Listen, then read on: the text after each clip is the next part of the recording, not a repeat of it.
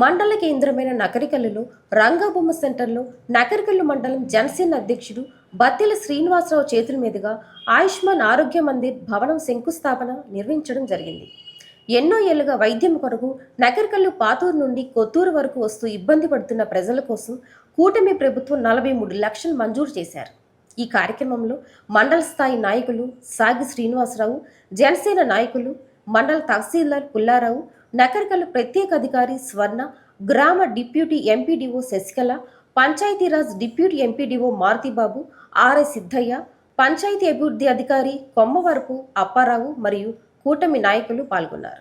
సత్తనపల్లి నియోజకవర్గం తెలుగుదేశం పార్టీ జాతీయ ఉపాధ్యక్షుడు కన్నా లక్ష్మీనారాయణ గారు ఆశీస్సులతో నిన్న నగరికల్లు మండలం నగరికల్లు గ్రామంలో రంగాబొమ్మ వద్ద ఆయుష్మాన్ హాస్పిటల్ భూమి పూజ కార్యక్రమం జరిగింది. దీంట్లో ముఖ్య నాయకులుగా జిల్లా నుంచి మండల నాయకులతో కార్యక్రమం జరగడం జరిగింది. ఇందులో ముఖ్యంగా నగరికల్ తహసీల్దారు కట్టికోట పుల్లారావు గారు,